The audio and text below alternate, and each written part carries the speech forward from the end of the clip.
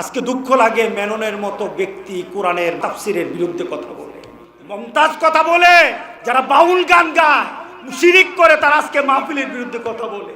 তবে রেখে দিও, এই কোরআনটা কিন্তু আল্লাহ জীবন্ত করবেন আখিরাতে। কোরআনকে কথা বলার ক্ষমতা দিবে। তুমি যদি কোরআনের সাথে না থাকতে পারো, মনে রেখে দিও আখিরাত কিন্তু তোমার ভালো হবে না, ভালো হবে না। ইসলামিক লাইফ, জীবন গড়ুন কোরআন সুন্নাহর আলোকে।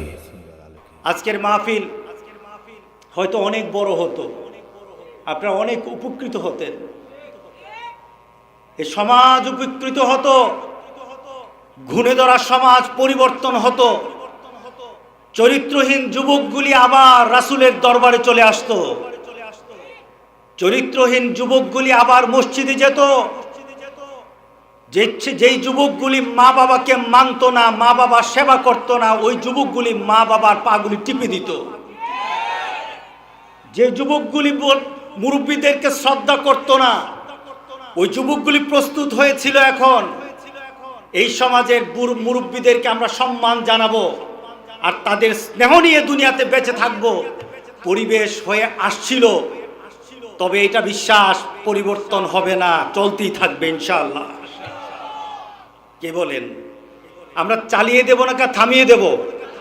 জোরে বলেন, চালিয়ে দেব না থামিয়ে দেব?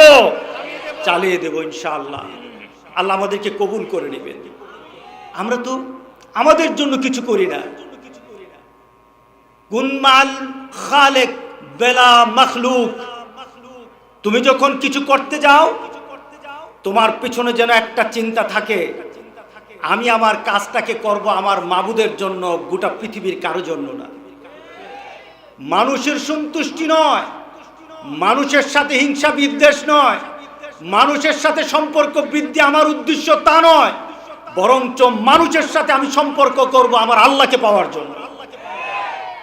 আমি আমার মাবুদকে চাই, আমি আমার মাবুদের ভালোবাসা চাই, আমি আমার মাবুদের ভালোবাসা নিয়ে মরতে চাই, আমি আমার মাবুদের মাগফিরাত নিয়ে আমি জান্নাতে উঠতে চাই। এটা আমার টার্গেট। কোন মাল মখলুক, কোন মাল খালেক বেলা মখলুক, কোন মাল মখলুকে বেলা নফস। যখন তুমি মানবের জন্য কিছু করবা, মানবতার জন্য তোমার হাত যখন সামনের দিকে অগ্রসর হবে, কোন মানুষের জন্য তুমি যখন অগ্রসর হবা, ভিতরে তোমার কোনো চাহিদা থাকবে না, মনে মনে চিন্তা করবা আমি মানবতার সেবা করছি। কে বলেন আমি নিজের চাহিদা রাখবো না, আমি নিজের কোনো ইচ্ছা রাখবো না। এই মাহফিল কোনো ব্যক্তির মাহফিল নয়, এই মাহফিল কোনো ব্যক্তির জন্য নয়, এই মাহফিল কোনো ব্যক্তিকে উঁচুতে আর নিচুতে নামানোর জন্য নয়, এই মাহফিল আল্লাহর জন্য। ঠিক কিনা? আমরা হতে পারবো কিনা বলেন? আমরা সবাই হতে পারবো তো ইনশাআল্লাহ? আল্লাহ কবুল করে নেবেন। ভিতরের পরিবর্তন আনেন। পৃথিবীতে মানুষ পরিবর্তন হচ্ছে, গোটা পৃথিবীর সব পরিবর্তন। যেখানে রাস্তা নেই সেখানে রাস্তা হয়ে গেছে, যেখানে হাঁটার পরিবেশ ছিল না এখানে গাড়ি চলার পরিবেশ হয়ে গেছে, যেখানে মানুষ যেত না সেখানে মানুষ বসবাস করছে, যে ঘরটা ছিল ভাঙা ওই ঘর এখন মাল্টি স্টোরেড বিল্ডিং হয়ে গেছে, যেখানে মানুষ চলাফেরা করতো না সেখানে বাজার হয়ে গেছে। গোটা পৃথিবীর সব পরিবর্তন, মানুষের মূল্যবোধ পরিবর্তন হয় নাই।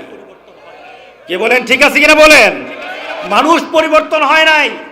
এই কোরআন এসেছে তোমার দুনিয়ার বাড়িঘর রাস্তাঘাট বানানোর জন্য না, পৃথিবীতে এই কোরআন এসেছে একটা সুন্দর মানুষ বানানোর জন্য। ওই মানুষের, যে মানুষটা পৃথিবীতে মডেল হয়ে আল্লাহ পাঠিয়েছেন কোরআনের মূর্ত প্রতীক হিসাবে, মুহাম্মদ রাসূলুল্লাহ সাল্লাল্লাহু আলাইহি সাল্লামের মতো পৃথিবীতে মানুষ সৃষ্টির জন্য এই কোরআন এসেছে। ঠিক না? কোরআনের পিছে কোনো উদ্দেশ্য নয়। কোরআনকে দেওয়া হয়েছে কোনো জনপদকে ধনী বানানোর জন্য নয়, বরঞ্চ কোরআন দেওয়া হয়েছে এই পৃথিবীর মধ্যে একটা জান্নাতি পরিবেশ সৃষ্টির জন্য। প্রমাণ মুহাম্মদ রাসূলুল্লাহ সাল্লাল্লাহু আলাইহি সাল্লাম। আল্লাহু আকবার বলি, বেশিক্ষণ কথা বলবো না। মুহাম্মদ সাল্লাল্লাহু আলাইহি সাল্লাম যেই সমাজে এসেছিলেন, পরিচিত সমাজ, পরিচিত সমাজ, কিয়ামত পর্যন্ত ওই সমাজকে না দেখো জানে। আমরা ওই সমাজে ছিলাম না, কিন্তু ওই সমাজের ব্যাপারে আমরা এতভাবে জানি, ওই সমাজের প্রত্যেকটি মানুষের পরিচয় জানি। আবু জাহেলের পরিচয় জানি, আবু লাহাবের পরিচয় জানি, উতবা সাইবার পরিচয় জানি, হিন্দার পরিচয় জানি। কি বলে জানেন না সবাই? আবার পাশাপাশি আবু বকরের পরিচয় জানি, উমরের পরিচয় জানি, উসমানের পরিচয় জানি। রেখে যাওয়া রাসূল সাল্লাল্লাহু আলাইহি সাল্লামের 1,24,000 সাহাবাদের সকলের পরিচয় জানি। আল্লাহু আকবার। আমরা সবাইকে জানি। পরিবর্তন আনলেন রাসূল সাল্লাল্লাহু আলাইহি সাল্লাম, একটা আমূল পরিবর্তন করে দিলেন গোটা পৃথিবীর। যেখানে ছিল অশান্তি, সেখানে শান্তির জন্য মানুষ এমন পরিবেশ সৃষ্টি করলো যে এই পৃথিবীর এই পর্যন্ত নয়, কিয়ামত পর্যন্ত সেই শান্তি আর দেখাতে কেউ পারবে না। এমন শান্তির পরিবেশ করে দিল। আল্লাহু আকবার বললাম না? এমন একটা পরিবেশ করে দিল যেই পরিবেশে বিচার ছিল না, কিন্তু ওই পরিবেশে রাসূল সাল্লাল্লাহু আলাইহি সাল্লাম ইনসাফ কায়েম করলেন। এ টু জেড, একেবারে নিম্ন শ্রেণী থেকে উপর পর্যন্ত সবার মাঝে ইনসাফ কায়েম করে রাসূল দেখালেন ইনসাফ কাকে বলে। আল্লাহ, যে সমাজের নারীদের সম্ভ্রমের, ইজ্জতের কোনো দাম ছিল না, ওই সমাজে রাসূল সাল্লাল্লাহু আলাইহি সাল্লাম নারীদের মর্যাদা দিয়ে বললেন, পৃথিবীতে যদি কোনো মানুষের জান্নাত খুঁজতে হয় তাহলে তার মায়ের পায়ের নিচে জান্নাত খুঁজো। আল্লাহু আকবার বললাম না? পরিবর্তন এনে গেছে। আমরা পরিবর্তন হতে চাই। আমরা পৃথিবীর পরিবর্তনের কথা বিশ্বাস করি না। আমরা বিশ্বাস করি আখিরাতে আমাদের অবস্থা সৃষ্টি করা, এটা আমাদের মূল টার্গেট। এই মাহফিল সাজানো হয়েছে 23তম দিয়ে। এখানে এই দোয়া মনে হয় করা হয় নাই যে আমার বাড়ি, গাড়ি, সম্পদ, মর্যাদা, দুনিয়ার ইজ্জত বেড়ে যাক। বরঞ্চ আমার মনে হয় প্রতিটি মাহফিল থেকে একটা চিৎকার এসেছে, আমরা মুহাম্মদ সাল্লাল্লাহু আলাইহি সাল্লামের চরিত্রবান হতে চাই। আমরা কোরআন কিনে চলতে চাই। আমরা কোরআনের শ্রেষ্ঠত্ব নিয়ে দুনিয়াতে চলতে চাই। কি বলেন? এই আওয়াজ ছিল না? এই আওয়াজ যারাই দিতে পারবে তারাই আখিরাতে মর্যাদা যাবে, তারাই আখিরাতে মর্যাদা পাবে। যারা এটার সাথে তাল মিলাতে পারবে না, দেখা হবে আখিরাতে আমরা কোথায় থাকি আর তোমরা কোথায় থাকো।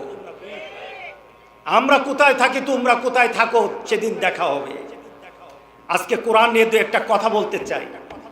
এই কোরআন কিসের জন্য এসেছে শুনতে রাজি আছেন? আমি কোরআনে একটা আয়াত তেলাওয়াত করেছি, সূরা আনামের 122 নম্বর আয়াত।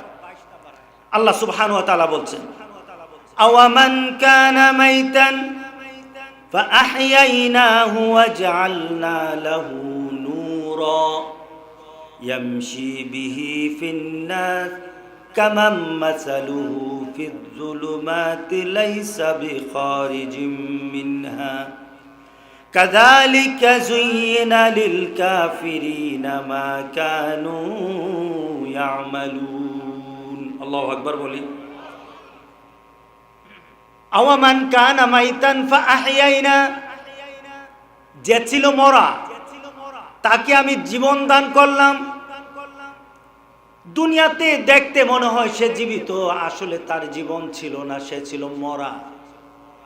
এটা হযরত উমরের ক্ষেত্রে নাজিল হয়। হযরত উমর একটা পর্যায়ে ছিল পৃথিবীর মধ্যে সবচেয়ে বড় টেরর ছিল মুহাম্মদ সাল্লাল্লাহু আলাইহি সাল্লামকে হত্যা করার ঘোষণা যখন কাফেররা দিল, কেউই সাহস করে নাই, কেউ এমন সাহস করে নাই মুহাম্মদকে মারবে। উমর এত বড় টেরর হয়ে গেল, উমর দাঁড়িয়ে গেল, আমি মুহাম্মদকে মারব। এত বড় অবস্থান ছিল তার। যাদের সাথে দিন নেই, কোরআন নেই, ইসলাম নেই, এই আয়াতের মাধ্যমে বলা হলো সে ছিল মরা। উমর ছিল মরা, আসলে কিন্তু মরা না, জীবিত। তার সাথে কি ছিল না বলেন তো দেখি? কোরআন ছিল না। কুরআন না থাকার কারণে আল্লাহ বলতেছেন উমর হলো মরা। 100 বয়সে মরা ছিল, কিন্তু যখন সে কোরআনের ছায়াতলে চলে আসলো, আল্লাহ বলেন তাকে আমি জীবন দান করলাম, তাকে জীবিত করে নিলাম। আল্লাহু আকবার বলেন। তাকে আমি জীবন্ত করে নিলাম। কেমন জীবন দান করলাম? সে শুধু নিজেই জীবিত না, আরেকজনকে জীবিত করার রাস্তা দেখার মতো ক্ষমতা সে পেয়ে গেছে। আল্লাহু আকবার। সে ছিল মরা। কেন মরা? তার সাথে কোরআন ছিল না। কেন মরা? তার সাথে আল্লাহ রাসূল ছিল না, এর জন্য সে মরা। উমর যদি তার জামানায়, রাসূলের জামানায় কোরআন হাদিস না থাকার কারণে, আল্লাহ রাসূল না থাকার কারণে উমর যদি মরা হয়, এই জামানায় যাদের সাথে আল্লাহ রাসূল নেই, কোরআন নেই, তারাও মরা। কথা ঠিক আছে কিনা বলেন? তারা মরা, তারাও এখন সেই কাতারে পড়ে যাবে। ওমরকে বলা হলো, উমর তোমাকে আমি আবার জীবন দান করলাম। সেই জীবনটা কি ছিল? ওমর যখন ঘোষণা শুনল মুহাম্মদ সাল্লাল্লাহু আলাইহি সাল্লামকে মারতে হবে, তাকে শহীদ করতে হবে, মারতে হবে, ওমর বলল আমি রেডি। ওমর যখন রওনা দিল রাসূল সাল্লাল্লাহু আলাইহি সাল্লামকে মারবে, রাসূলের দরবারে ওমর এসে বলে, মুহাম্মদ সাল্লাল্লাহু আলাইহি সাল্লাম, আমি রওনা দিয়েছিলাম আপনাকে মারার জন্য, কিন্তু পরিবর্তন হয়ে গেলাম। আমি ঈমান এনে নিলাম, আমি ঘোষণা দিয়ে আসলাম আমি ঈমান আনবো, আমি আপনার দরবারে চলে এসেছি, আপনাকে কি হত্যা করব? পরিবর্তন হয়ে এসেছি। আমার মানসিকতা, আমার ঈমান, আমার আকীদা, আমার চিন্তাধারা আমি পরিবর্তন করে ফেলেছি। আমি আজকে আপনাকে হত্যা করব না, বরং ইসলামের জন্য আমি আমার জীবনটা আপনার পায়ের নিচে কুরবানি করে দেব। আমি নিজে জীবন দেওয়ার জন্য আপনার দরবারে এসেছি। রাসূল সাল্লাল্লাহু আলাইহি সাল্লামের দরবারে এসে বললেন আমি ঈমান আনতে চাই। রাসূল সাল্লাল্লাহু আলাইহি সাল্লাম তাকে শাহাদা পড়িয়ে দিলেন। ঈমান আনার আগে কিন্তু কাফেরদের মধ্যে সে শ্রেষ্ঠ ছিল। শ্রেষ্ঠ ছিল না? কারণ আবু জাহেল অফার করে, যাও মুহাম্মদকে হত্যা করো। আবু জাহেল নিজে যায় না, অন্য কেউ সাহস করে না। সাহসটা করলো কে? ওমর। আবার ইসলাম গ্রহণ করার পর রাসূল সাল্লাল্লাহু আলাইহি সাল্লামের দরবারে গিয়ে যখন উমর ঈমান আনলো, কালেমা পড়লো, কালেমা পড়ার সাথে সাথে উমর বলল, মুহাম্মদ সাল্লাল্লাহু আলাইহি সাল্লাম, আমি আর বসে থাকতে রাজি নই।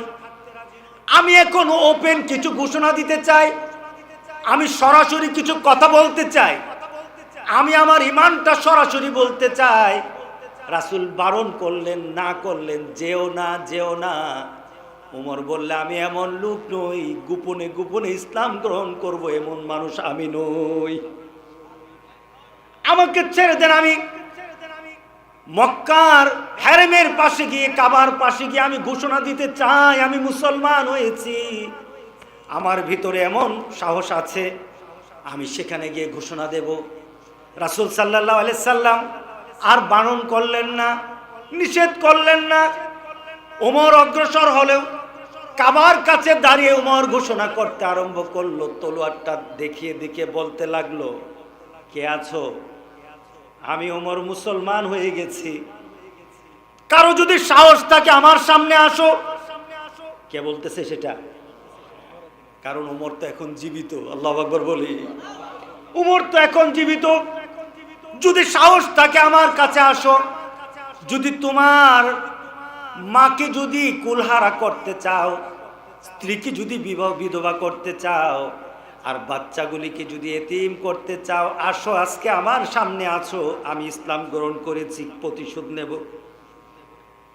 কেউ যদি পারো আমার এই প্রতিবাদে, ঈমানের প্রতিবাদ করার জন্য সাহস থাকলে আসো। আরবের কেউ সাহস পায় নাই, আরবের কেউ দাঁড়াতে পারে নাই। তার পেছনে কারণটা হলো একটাই, উমরের আগে ঈমানের মধ্যে মৃত ছিল, ঈমানের দিক থেকে সে মরা ছিল। যখন ঈমান আনলো সে জীবিত হয়ে গেল। জীবিত মানুষের সেন্স থাকে, মরা মানুষের সেন্স থাকে না। কথা ঠিক আছে কিনা বলেন? একটা প্রমাণ দেব, লেটেস্ট প্রমাণ।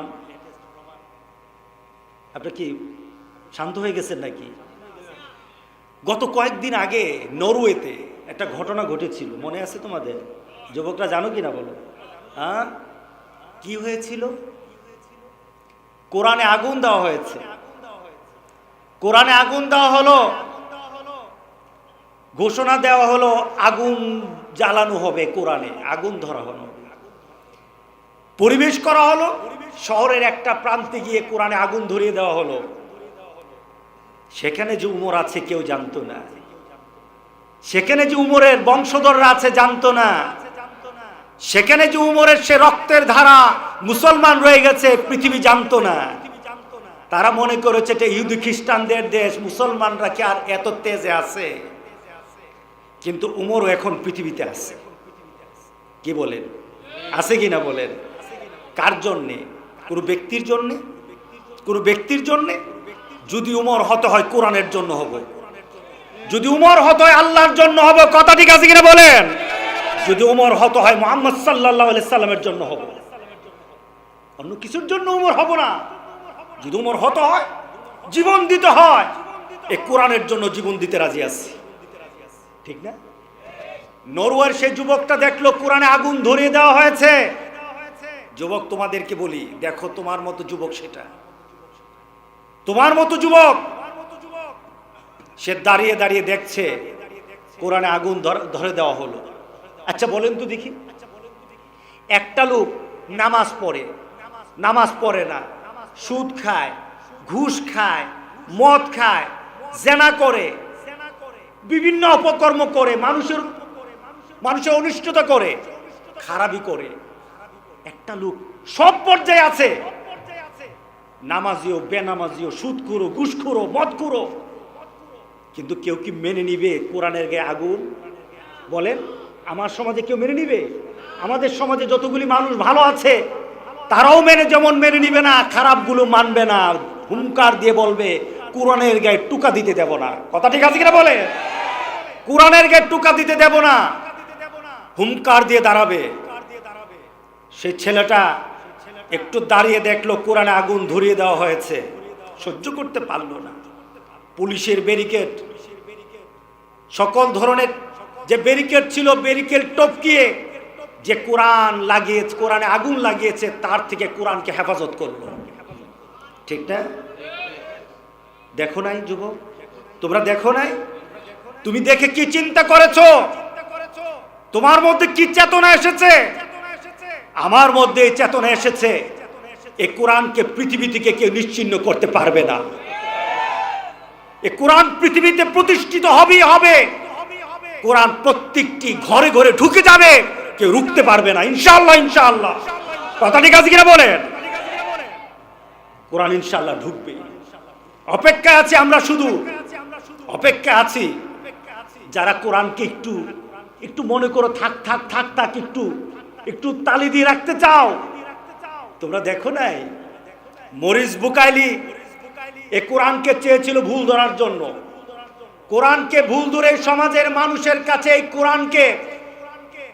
কোরআনের গ্রহণীয়তার ক্ষেত্রে প্রশ্ন তুলবে। কোরআনকে মানুষের কাছে ভালো কিতাব হিসাবে উঠাবে না। প্রমাণ করতে চেয়েছিল মরিস বুকাইলি। যখন কোরআন খুললো, কোরআনের গায়ে লাল কালি দিতে পারে নাই, নিজের শরীরে লাল কালি চলে আসছে, নিজেরই চিন্তা চেতনার মধ্যে লাল কালি চলে আসছে। সে পারে নাই, এই কোরআনের গায়ে টাচ করতে পারে নাই, নিজের জীবনের প্রত্যেকটি রন্ধ্রে রন্ধ্রে লাল কালি পড়ে গেছে। সাথে সাথে চিৎকার দিয়ে বলল, এই কোরআনের কাছে না গিয়ে পারলাম না, কোরআনের সাথে না মিলে পারলাম না, কোরআনের নীতি না মেনে পারলাম না। সাথে সাথে সে মুসলমান হয়ে গেছে। আল্লাহু আকবার বলি। তুমি আসবা না? মুসলমানের ঘরে জন্ম নিয়ে কোরআনের কাছে আসবা না? তুমি ইউরোপ, আমেরিকা, বিধর্মী দেশগুলি সার্চ করে দেখো, বিধর্মী দেশগুলি সার্চ করে দেখো, জন্মগত মুসলমান দিন দিন দিনহীন হচ্ছে, জন্মগত মুসলমান দিন দিন কোরআন বিরোধী হচ্ছে, জন্মগত মুসলমান দিন দিন কোরআন এবং হাদিসের বিরুদ্ধে চলে যাচ্ছে। আর গোটা পৃথিবীর কাফেররা এখন কোরআনের ছায়াতলে আশ্রয় নিতেছে। আল্লাহু আকবার বলি।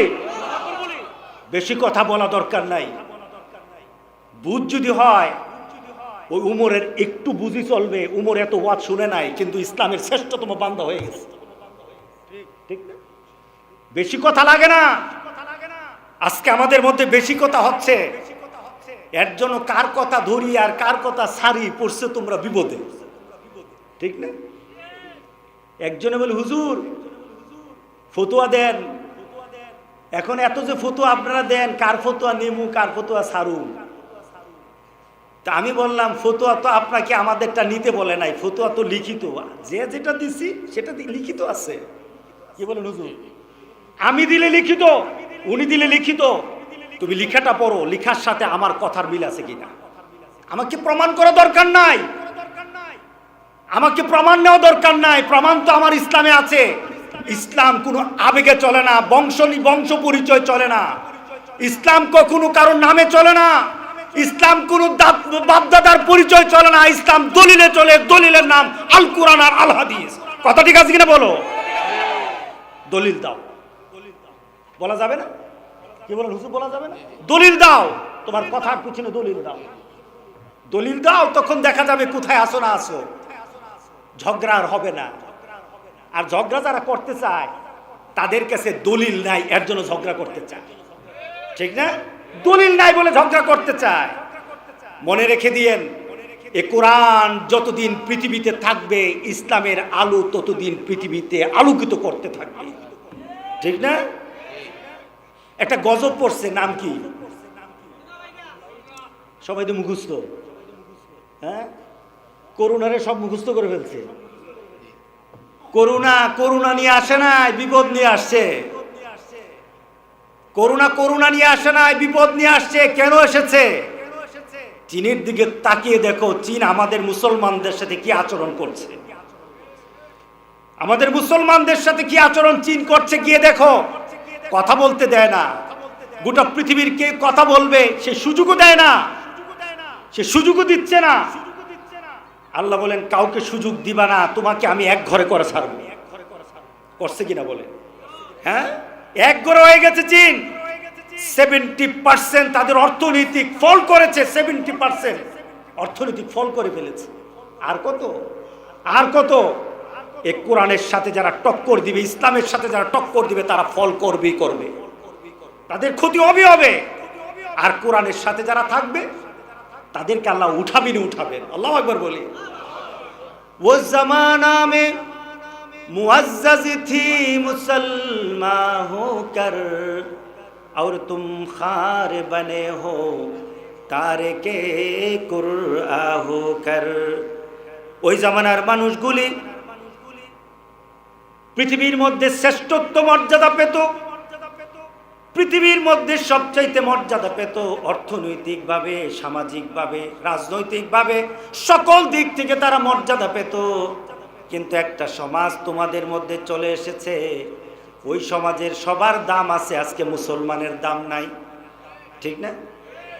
আজকে গোটা পৃথিবীর সবাই খেলে আমাদেরকে গুতায়, সবাই খেলে আমাদের বিরুদ্ধে কথা বলে, সবাই খেলে মুসলমানদের কিছু হলে তাদের মাথা গরম হয়ে যায়। কিন্তু গোটা পৃথিবীর মধ্যে কত কিছু হচ্ছে, কেউ কথা বলে, কেউ কথা বলে না, খালি মুসলমান মুসলমান। নেপোলিয়ান একবার বলেছিল, আমার ইচ্ছা করে গোটা পৃথিবীকে আমি দখল করে নেই, গোটা পৃথিবী দখল করে নিয়ে পৃথিবীর প্রান্তরে প্রান্তরে আমি আমার বিভিন্ন ব্যক্তিকে বসিয়ে দেই, আর ওই ব্যক্তিগুলির হাতে কোরআন দিয়ে দেই, তাদেরকে কোরআন দিয়ে বলতে থাকি চালাইতে থাকো, এই কোরআন দিয়ে চালাইতে থাকো। যদি এই কোরআন দিয়ে পৃথিবী চালাও, এই পৃথিবী কোনোদিন উচ্ছৃঙ্খলার বিশৃঙ্খলার মধ্যে পড়বে না। আল্লাহু আকবার। কে বলেছে? হ্যাঁ, নেপোলিয়ান বলেছিল। জর্জ বার্নার্ড শো অস্ট্রেলিয়া একটা মিটিংয়ে ইসলামের প্রচার প্রসার করছে, ইসলামের কথা বলতেছে। সিঙ্গাপুরে তাকে ধরা হলো, তাকে ধরা বলা হলো, ব্যাপারটা কি, তুমি কোরআনের পক্ষে কথা বললা, মুহাম্মদের পক্ষে কথা বললা, তোমার ব্যাপারটা কি? তুমি খ্রিস্টানের পক্ষে কথা বললা না, অন্য কোনো নীতির পক্ষে কথা বললা না। তখন জর্জ বার্নার্ড শো বলেছিল, আমি কোরআন পড়ে দেখেছি, হাদিস পড়ে দেখেছি, এই পৃথিবীতে যদি শান্তি আনতে হয় একটাই গ্রন্থ, আল কোরআন আর আল হাদিস, এছাড়া না। আর যখন মুসলমানের সাথে চলেছি, যখন মুসলমানের সাথে কথাবার্তা বলেছি, মুসলমানের সাথে যখন আমি বিভিন্ন বিষয়ে লেনদেন করেছি, আমি পৃথিবীর মধ্যে সবচেয়ে নিকৃষ্ট একটা জাতি পেয়েছি মুসলমান। কথা ঠিক আছে কিনা বলেন? আজকে পৃথিবীর মধ্যে গিয়ে দেখেন সুর বলতে কারা আছে? হ্যাঁ, আপনি গিয়ে দেখেন ইউরোপ আমেরিকা, আপনি গিয়ে দেখেন সমাজের সমাজপতি যারা আছে তারা চুরি জানে না, সেবা জানে, ঠিক না? আপনাদের দেশে তো ইউরোপে লোক বেশি থাকে, প্রশ্ন করে গিয়ে দেখেন এরা চুরি জানে না, সেবা জানে। আমাদের সমাজে সেবা নাই, ওইটা আছে, ঠিক না? চরিত্র বলতে মানুষকে ধোঁকা দেওয়া হলো আমাদের সমাজের মধ্যে সবচেয়ে ক্রেডিটের কাজ। যে যত বেশি ধোঁকা দিতে পারে সে তত বড় কি শক্তিশালী, মর্যাদা, তার দাম আছে। যে অন্যকে ধোঁকা দিতে পারে, অন্যের জমি মারতে পারে, সে হলো মর্যাদা। যে নীরব অন্যের জমি মারে না, তার কোনো দাম নাই। কথা ঠিক আছে কিনা বলে? সমাজ আজ পরিবর্তন। ইসলাম যেটা বলেছে করো, এটা আমরা ছাড়ি, আর ইসলাম যেটা বলেছে করা যাবে না, মুসলমান বলে এটা আমরা ছাড়তে পারি না। পৃথিবী কিয়ামত হয়ে যাবে, শান্তি আসবে না, শান্তি আসবে না। সুতরাং আজকের মাহফিল থেকে আমরা একটা ঘোষণা দেব, চলুন আমরা কোরআনের সাথে থাকব। রাজি আছি সবাই? এখানে সবার চোখ আছে কিনা? একটু চোখে হাত দিয়ে দেখেন তো, চোখ আছে কিনা দেখেন না, চোখ আছে কিনা বলেন না। দুইটা বলছেন না, না দুইটা বলছেন? হ্যাঁ, আপনার চোখ। উমর কি ছিল ইমানের আগে? মরা। বলেন উমর কি ছিল? মরা। এখন ইমান আনার পর কি হয়েছে? উমর কিন্তু আখেরাতে আরেকটা অবস্থা হবে। এই পৃথিবীতে যাদের সাথে কোরআন আছে তারা আখেরাতে হবে চক্ষুষ্মান।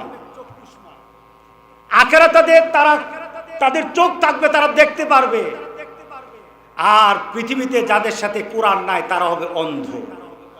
তারা কি হবে বলে? আপনি কি বলবেন? হুজুর আমার তো চোখ আল্লাহ দিছে, এই চোখ কোথায় থাকবে? আপনি মরার সময় চোখ থাকবে, কিন্তু মৃত্যুর পর আল্লাহ বলেন আমার কোরআনের আলো যার সাথে নাই আখিরাত সে দেখতে পারবে না। মান আরাদা আন যিকরি ফাইন্না লাহু মাঈশাতান দানকা ওয়া নাহশুরুহু ইয়াওমাল কিয়ামাতি আ'মা ক্বালা রাব্বি লিমা হাশারতানি আ'মা ওয়া কাদ কুনতু বাসীরা। কাল হাসরের দিন এক গোটা পৃথিবীর মধ্যে যারা কোরআন পাওয়ার পরও কোরআন পড়ে নাই, কোরআন অনুযায়ী চলে নাই, কোরআনকে নিজের আদর্শ বানায় নাই, কোরআনকে দিয়ে নিজের আত্মাকে ঠান্ডা বানায় নাই, কোরআন দিয়ে নিজের বডিটাকে সুন্দর বানায় নাই, কোরআন দিয়ে নিজের ঘরটাকে আলোকিত করে নাই, কোরআন দিয়ে নিজের সমাজকে সুন্দর বানায় নাই। কি বলেন, কোরআন সমাজকে সুন্দর বানাতে পারবে কিনা? এই কোরআন দিয়ে রাষ্ট্রকে সুন্দর বানায় নাই। যারা এই কোরআনকে সাথে নিয়ে কোরআনের আলো দিয়ে আলোকিত করে নাই, কাল হাসরের দিন তারা যখন হাসরের ময়দানে উঠবে আল্লাহ সুবহানাহু ওয়া তাআলা তাদেরকে অন্ধ বানিয়ে দিবেন। মান আরাযা আন যিকরি ফাইন্না লাহু মাঈশাতান দানকা। শুধু তাই নয়, আল্লাহ বলেন পৃথিবীকে আমি এমন বানিয়ে দিব, বিপদগ্রস্ত করে দিব তাদেরকে। শুধু তাই নয়, ওয়া নাহশুরুহু ইয়াওমাল কিয়ামাতি আ'মা। কাল হাসরের দিন যারা দুনিয়াতে কোরআন পাওয়ার পরও কোরআন অনুযায়ী চলে নাই, কাল হাসরের দিন আল্লাহ বলছেন তাদেরকে আমি অন্ধ বানাবো। কি বানাবেন বলেন? আমরা অন্ধ হতে চাই না। রাজি আছে সবাই? কারা কারা রাজি? আমরা কাল হাসরের দিন আল্লাহর দরবারে দুটো চোখ নিয়ে উঠতে চাই। যে চোখ দিয়ে মাবুদকে দেখব, যে চোখ দিয়ে আমার নবীকে আমি দেখতে চাই, যেই চোখ দিয়ে আমি আমার জান্নাতের নাজ নিয়ামত দেখতে চাই, এমন চোখ নিয়ে আমি উঠতে চাই, অন্ধ হতে চাই না। যদি আপনি অন্ধ হতে না চান তাহলে দুনিয়াতে আপনার সাথে কোরআন থাকতেই হবে। আপনার সম্পদ আছে, আপনার বাড়ি গাড়ি সবকিছু আছে, আপনি যদি মনে করেন এটার কারণে আখিরাতে চোখ পাওয়া যাবে, আল্লাহ গ্যারান্টি দিচ্ছেন পাবা না। আপনি আপনার গ্রামের, আপনার অঞ্চলের লাশগুলি দেখে দেখে এই আয়াতের সাথে মিলায় নেন। কি বলেন হুজুর? এই আয়াতের সাথে আপনি মিলায় নেন। যে ব্যক্তিটা মারা যাবে, ওই ব্যক্তির যদি বাড়ি থাকে, ক্ষমতা থাকে, সম্পদ থাকে, পরিবার পরিজন থাকে, কিন্তু কোরআন নাই, মনে রাখবেন আখিরাতে কিন্তু সে চোখওয়ালা হবে না, অন্ধ হবে। কে বলছে? কে বলছে বলেন? জোরে বলতে হবে, কে বলছে? আল্লাহ বলেছেন তার চোখ হবে না। শুধু তাই নয়, কাল হাসুরের দিন আরেকটা অবস্থা সৃষ্টি হয়ে যাবে। দুনিয়াতে কোরআনওয়ালার সাথে কোরআনহীন যারা হবে, আমাদের সমাজের এক ব্যক্তি কোরআন মানে, এক ব্যক্তি কোরআন পড়ে, এক ব্যক্তি কোরআন অনুযায়ী চলে, এমন ব্যক্তি যখন আখিরাতে উঠবে, আরেক ব্যক্তি কোরআন মানে না, কোরআন পড়ে না, কোরআনের নীতিতে চলে না, সে উঠবে। ভালো লাগতেছে না কথাগুলি? সেও আখিরাতে উঠবে। এবার আখিরাতে উঠার পর দুজনের দেখা হয়ে যাবে, কোরআনওয়ালা কোরআনহীন দুজনের সামনাসামনি হয়ে যাবে। এবার পরিচয় হয়ে যাওয়ার পর, ভাই তুমি না এই, কাহা আমি এই, আমার নাম এই, তোমার নাম কি, আমার নাম এই, ভাই তোমার অবস্থা কি? আমি আরামে আছি। কেমন আরামে আছো? আমি জান্নাতে আছি। আল্লাহু আকবার। ইয়াউমা ইয়াকুলুল মুনাফিকুনা ওয়াল মুনাফিকাত। আর যারা দুনিয়াতে কোরআন পেয়েও কোরআনের কাছে যায় নাই, কোরআন অনুযায়ী চলে নাই, কোরআনের মাহফিলকে ভালোবাসে নাই, এমন ব্যক্তি আল্লাহ বলেছেন তারা হলো মুনাফিক। তাদেরকে কাল হাসুরের দিন উঠানো হবে। তারা বলবে ইয়াউমা ইয়াকুলুল মুনাফিকুনা ওয়াল মুনাফিকাত লিল্লাযিনা আমানু যুরুনা নাকতাবিস মিন নূরিকুম। আমার চোখে আলো নাই, একটু আলো দে। দুনিয়াতে যার সাথে কোরআন ছিল তার কাছে ভিক্ষা চাইবে। আল্লাহু আকবার বললেন না? কার কাছে ভিক্ষা চাইবে? যারা মাহফিল করে, যারা তাফসিরুল কোরআন মাহফিল করে। আজকে দুঃখ লাগে, আজকে দুঃখ লাগে মেননের মতো ব্যক্তি কোরআনের তাফসিরের বিরুদ্ধে কথা বলে, মমতাজ কথা বলে, আজকে এরা সেরা কথা বলে, যারা বাউল গান গায়, শিরিক করে, তারা আজকে মাহফিলের বিরুদ্ধে কথা বলে। আমরা মুসলমান শুনি, তবে রেখে দিও এই কোরআনটা কিন্তু আল্লাহ জীবন্ত করবেন আখিরাতে। কোরআনকে কথা বলার ক্ষমতা দিবে।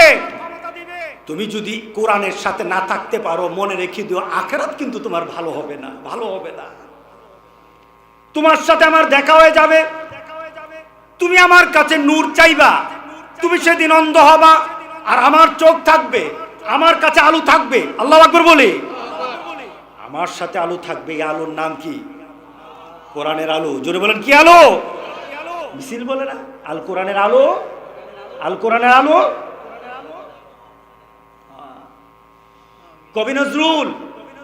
কবি নজরুল একবার তার বন্ধুর সাথে বসা, বন্ধুকে বলছি, বন্ধু মুসলমানও জান্নাতে যাবে, অন্য অন্য ধর্মাবলম্বীরাও জান্নাতে যাবে, এটা কিভাবে সম্ভব? কিভাবে সম্ভব?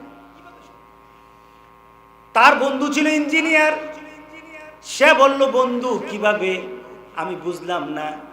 কই, ধরো মুসলমানরা টার্গেট করে ইবাদত করে জান্নাতে যাওয়ার জন্য, অন্যান্য ধর্মাবলম্বীরা টার্গেট করে জান্নাতে যাওয়ার জন্য একটু ঘুরে ফিরে যাবে, একটু মাইটার খেয়ে যাবে। এখন বন্ধু চিন্তা করলো তারে তো এইভাবে ধরা যাবে না। সে যখন একটা মত দিছে, মতটাকে একটু মেনে নেই। একটু পরে বলল, ঠিক আছে বন্ধু, বুঝলাম তোমার বন্ধু, সবাই জান্নাতে যাবে, কিন্তু আমাকে বলো, গভীর রাত্রে, অন্ধকার রাত্রে যদি তুমি কোথাও পথযাত্রী হও, কোথাও যদি যাও, তোমার আলো লাগবে কিনা? টর্চ লাইট লাগবে কিনা? লাগবে কিনা বলেন? তোমার তো সেদিন আলো লাগবে। অন্ধকার রাত্রে তো তুমি আলো ছাড়া হাঁটতে পারবা না। বন্ধু তুমি কি জানো, গোটা পৃথিবীর সকল ধর্মাবলম্বী যারা আছে তাদের কাছে আলো নাই, আলো নাই, আলো নাই। শুধু মুসলমানের কাছে একটা গ্রন্থ আছে, একটা টর্চ লাইট আছে। এই টর্চ লাইটের নাম হলো কোরআন। সুবহানাল্লাহ বললেন না? এই কোরআনের আলো যার সাথে আছে, সেই পথ দেখে দেখে জান্নাতে যেতে পারবে। বন্ধু যখন কাজী নজরুলকে এই কথাটা বলল, কাজী নজরুল আর সহ্য করতে পারলো না, বেহুশ হয়ে পড়ে গেল। বেহুশ হয়ে পড়ে গেল। কাজী নজরুল চিন্তা করলো, আমি মুসলমানের ঘরে জন্ম নিয়ে এখন বুঝলাম না জান্নাতে যাওয়ার জন্য কোন আলো দরকার, এটা আমি চিনলাম না। কাল হাসরের দিন যাদের সাথে কোরআন নাই তারা হবে অন্ধ, যাদের সাথে কোরআন নাই তারা হবে আলোহীন। আমরা আলোহীন থাকতে চাই না। আজকের মাহফিল থেকে একটা শপথ নিতে চাই, আখেরাতে আলো নিয়ে উঠবো। রাজি আছি সবাই? সবাই রাজি আছি? একজন মনীষী, পৃথিবীর নামকারা, তিনি ছিলেন উসমানীয় খেলাফতের প্রতিষ্ঠাতা মোহাম্মদ বিন মুরাদ আল ফাতেহ। মোহাম্মদ বিন মুরাদ আল ফাতেহ এই কথা বলে শেষ করবো, দোয়া করব। সে উসমানীয় খেলাফতের প্রতিষ্ঠাতা ছিল। ছোটকালে তার মা মারা গেল, ছোটকালে তার মা মারা গেছে, বাবা মারা গেছে। ছোটকালে তার বাবা মারা যায়, তার মা তাকে লালন পালন করে। কিন্তু কেমন মা ছিল? সন্তানকে টার্গেট দিয়ে দিল, সন্তানকে ভিশন দিল, সন্তানকে একটা উদ্দেশ্য করে তাকে বড় করা আরম্ভ করলো। সকালবেলা যখন ফজরের আজান দিত, মা তার ছোট্ট সন্তানকে ঘুম থেকে উঠাতো আর বলতো, মসজিদে গিয়ে নামাজ পড়ো, যাও। কারণ সকালবেলা কোনো মোমেন্ট ঘুমিয়ে থাকতে পারে না। প্রতিদিন মসজিদে দৌড়ায়, ছেলেকে মসজিদে পাঠিয়ে দেয়, ছেলে মসজিদে নামাজ পড়ে। একদিন মা ছেলেকে ডেকে বলল, বাবা এদিকে আয়। সকালবেলা নামাজ পড়ে আসার পর মা বলল, বাবা তোকে আমি কষ্ট করে তিলে তিলে বড় করছি, আমার মাবুদের সাথে আমি সম্পর্ক গড়িয়ে দিচ্ছি তোকে, আমার একটা টার্গেট আছে। টার্গেটটা কি? ওই যে দূরে একটা ওয়াল দেখা যায়, দেখিস কি না? কাহা দেখি, দেখা যায়, কাহা দেখি। ওই প্রান্তে একটা দেশ আছে, দখল করতে হবে, তোকে দখল করতে হবে। মা বলল, ছোট্ট বাচ্চাকে, ছোট্ট বাচ্চা তো আর বুঝলো না, ছোট্ট বাচ্চা শুধু তাকিয়ে আছে। মা বলল, ওই দেশটাকে দখল করে তুমি ওই দেশটাকে শাসন করতে হবে। গরিবের ঘরে কাউকে যদি রাজা হওয়ার স্বপ্ন দেখে, আমরা তাকে পাগল ছাড়া কিছু বলবো না, ঠিক না? কিন্তু মা কিন্তু তার দীপ্ত প্রত্যয় নিয়ে, একটা বিরাট আশা নিয়ে মা তার ছেলেকে বড় করছে। আর সকালবেলা আল্লাহর দরবারে পাঠিয়ে ছেলেকে শক্তিশালী করতেছে ইমানের দিক থেকে। আল্লাহু আকবার! ইমানের দিক থেকে শক্তিশালী করে। মা বলে, তোকে আমি ছাড় দেব না, ওই দেশটাকে দখল করতে হবে।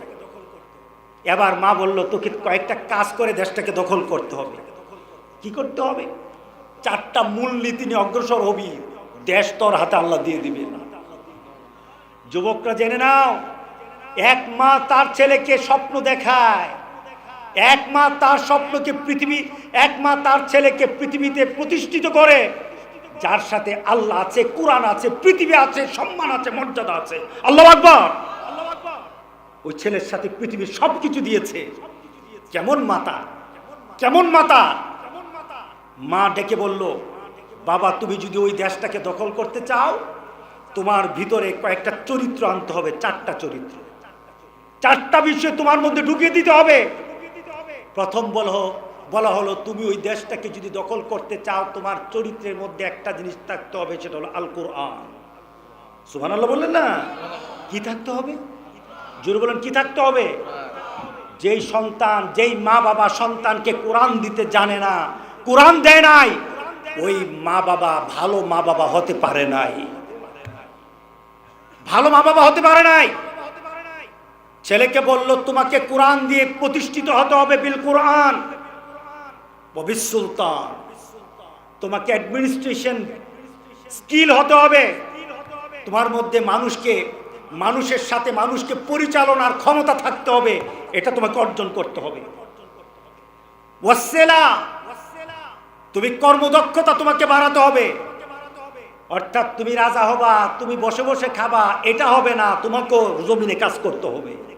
ওয়াসসালা, আমার কথা বুঝতেছেন? আল কোরআন, এরপরে কি সুলতান, অ্যাডমিনিস্ট্রেশন, এরপরে কি skill of work, skill of work, কাজের দক্ষতা থাকতে হবে। এরপরে বলেছেন হুব্বুন নাস, চতুর্থ তোমার ভিতরে যে জিনিসটা থাকতে হবে, মানুষের প্রতি ভালোবাসা থাকতে হবে। লাভ ফর হিউম্যান বিং, মানবতার জন্য ভালোবাসা থাকতে হবে। তোমার কাছে হিন্দু, খ্রিস্টান, বৌদ্ধ, যে কোনো ধর্মের লোক আসুক, মানবতার বিরাট বড় উদারতা মন নিয়ে তুমি তার দিকে অগ্রসর হবা। এই চারটা নীতি তোমার মধ্যে যদি সৃষ্টি হয়ে যায়, তোমার উন্নতি পৃথিবীতে কেউ ঠেকাতে পারবে না। যুবক, আজকের মাহফিলের আমার তরফ থেকে তোমাদের কাছে আমি চারটা কথা রেখে গেলাম। পৃথিবীর শ্রেষ্ঠতম এক সন্তানের কথা, মার কথা রেখে গেলাম। পৃথিবীর শ্রেষ্ঠতম এক সন্তান, যে সন্তান পৃথিবীতে 21 বছর বয়সে পৃথিবীর সবচাইতে বড় রাষ্ট্রের প্রধান হয়েছিল। আল্লাহু আকবার।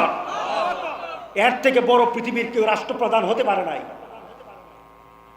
মোহাম্মদ বিন ফাতে আল মুরাদ এর থেকে বড় কোনো পৃথিবীর রাষ্ট্রপ্রধান হতে পারে নাই। 21 বছর বয়সে পৃথিবীর এত বড় রাষ্ট্রপ্রধান হয়েছে। মূলনীতি কয়টা ছিল? কোরআন, এরপরে কি অ্যাডমিনিস্ট্রেশন, অর্থাৎ পরিচালনার দক্ষতা, এরপরে কি কর্মদক্ষতা, এরপরে কি বলো ভালোবাসা। আলহামদুলিল্লাহ, ভালোবাসা। এই ভালোবাসাগুলি ওই পচা ভালোবাসা না, আবার কয়েকদিন পরে যে পচা ভালোবাসা আসবে এই ভালোবাসা না, এটা হবে মানুষের জন্য মানবতার ভালোবাসা। কেমন ভালোবাসা? সুবহানাল্লাহ, সুবহান, মানবতার ভালোবাসা কতটা। আমি ওই দিন একটা হাদিস পড়লাম, রাসূল সাল্লাল্লাহু আলাইহি সাল্লাম এক বনী ইসরাইল এক লোকের কথা বলছে। সে একটা কুয়ায় নামে একটু পানি খেল, পানি খেয়ে দেখে একটা কুকুর পানির পিপাসায় তার জিহ্বাটা বের হয়ে গেছে। কুকুরটা পানির পিপাসা অস্থির হয়ে গেছে। সে আবার পানির নিচে নামলো, পায়ের মোজা ভিজালো, উপরে উঠলো, উপরে উঠে কুকুরটার মুখের মধ্যে পানি দিয়ে দিল। রাসূল সাল্লাল্লাহু আলাইহি সাল্লাম ওই ব্যক্তির জন্য বলতেছেন, আল্লাহ সুবহানাহু ওয়া তাআলা শুধু এতটুকু কাজের জন্য আল্লাহ সুবহানাহু ওয়া তাআলা তাকে জান্নাত দান করে দিয়েছেন। মানবতা কাকে বলে? একটা কুকুরের সাথে ভালো ব্যবহারের কারণে তার জান্নাত হয়ে গেছে। আরেকটা লোক রাস্তার মধ্যে একটা ডালা পড়েছিল, ডালা এভাবে ডালা পড়েছিল, সে ডালাটা কেটে দিল। আর মনে মনে চিন্তা করলো, কোন মুমিন বান্দাই রাস্তা দিয়ে যখন ক্রস করবে তখন হয়তো তার কষ্ট হবে, এর জন্য ডালাটা কেটে দিল। রাসূল সাল্লাল্লাহু আলাইহি সাল্লাম বললেন, আমি তাকে জান্নাতে বসা অবস্থায় দেখেছি। আল্লাহু আকবার, আল্লাহু আকবার।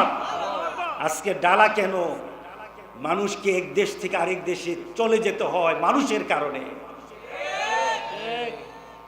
মানুষের কারণে আমরা আমাদের কলিজার টুকরা মানুষগুলিকে কাছে রাখতে পারি না, আমরা ভালোবাসা দেখাতে পারি না। মাবুদ, তুমি তাদের জন্য ভালোবাসা উদার করে তাদের অন্তরে ভরে দাও।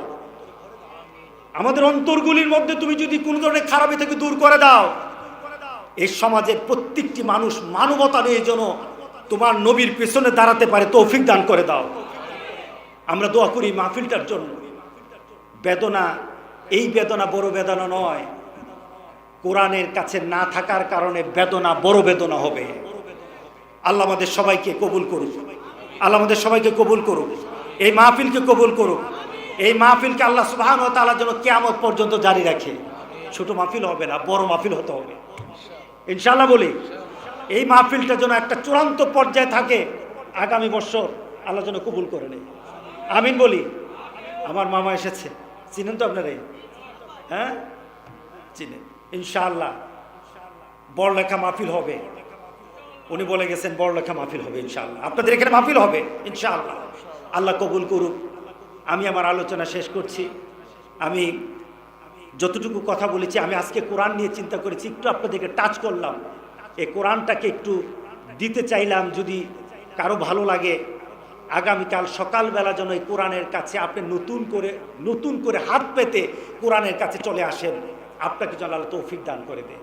আমিন বলি। রাজি আছি সবাই? রাজি আছি সবাই?